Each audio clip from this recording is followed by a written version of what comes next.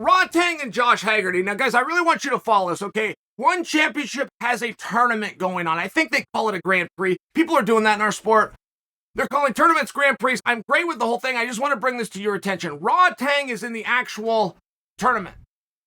Haggerty, who's fought Rodtang twice and is probably most connected with Rodtang as far as a bitter rivalry goes, is not actually in the tournament. He is in an alternate match. It's irrelevant that you know that, because how many tournaments do we see where somebody gets pulled in?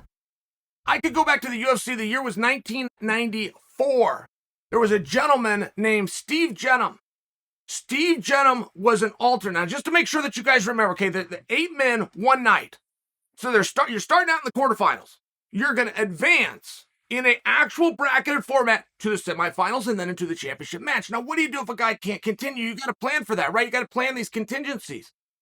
The sport is so new, we don't know what we don't know. So we bring in this gentleman named Steve Jenham. Steve Jenham gets brought from the back. He gets to actually compete that night. Oh, by the way, in the finals. He did not have to have a quarterfinal match. He did not have to semifinal match. He is an absolute fresh guy that was in the back, that was here as a contingency just in case Steve Jenham goes down today as a UFC champion, and he was. He earned it and he deserved that, but now we see the problem. We now see, okay, we can't just bring a guy in. We got to make the guy fight to get in. Dana White got confronted with this as well, to some degree, in The Ultimate Fighter.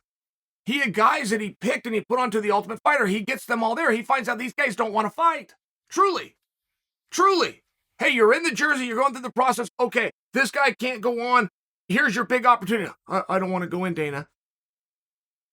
Dana, in his wildest imagination, never imagined that he would be confronted with that. And neither did I. I couldn't see it happen. So now guys have to fight just to get into the house. Okay, fine.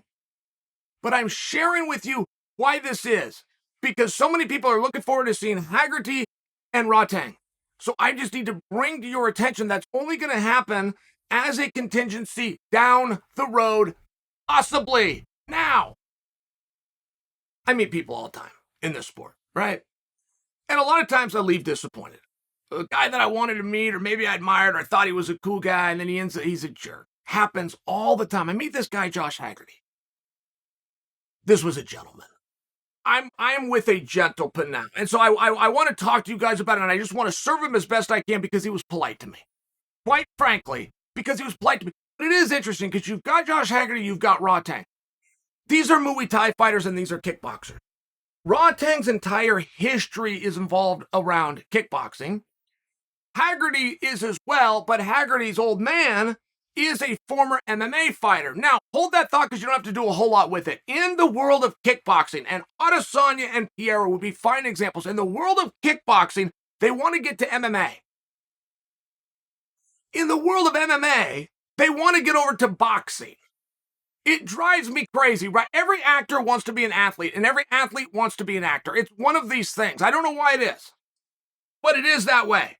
It could be any actor in Hollywood. If he got to play a sports guy, he will. Any actor in Hollywood, if you can give him some great tickets to a big sport event, he's going to be there. Every actor wants to be an athlete. Now, you can go up to any fighter, be any sport that you want. We'll just use fighting since that's what we talk about over here, and offer them a part in the movie. Boom, they're going to Hollywood.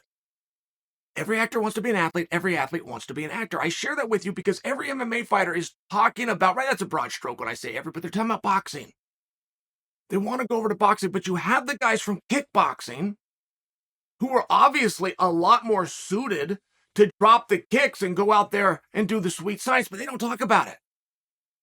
Kickboxers are trying to get to MMA. MMA guys are trying to get to boxing. Why is that? Why is that? Please don't do this, though. Right? I really am. When I answer you guys' questions, it's sincere. I go and I read your comments, but please don't tell me about the boxing money. Just please don't tell me about that. First off, those calculations are not accurate, and there are those big paydays. Okay, fine. I will certainly listen to you. Why does kickboxing think it's cooler? It's better to be MMA. And why do MMA guys think it's cooler and better to go into boxing? And why does boxing never want to transition at all?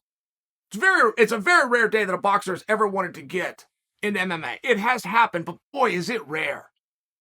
That's just not his goal. He's made it. He's arrived.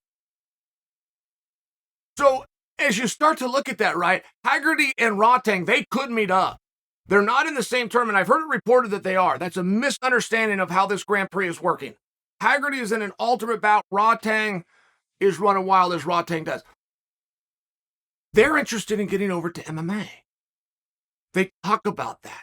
As soon as guys talk about it, right, particularly that have names and have opportunities, guys are signed to one championship. I mean, it's one phone call to Jotchery and say, hey, boss, can you put me over here, as opposed to that? But why does that concept exist? Why? What do they know that we don't? What do we see that they don't? If boxing is so cool, if that's the place that everybody wants to be, you would think the kickboxer would just drop the kicks and he would go do that. He could even alternate in between. He could do like Joe Schilling and go ahead and go do all three. Call me up in the day of, I'll read the rules before I walk to the ring. But it doesn't go that way.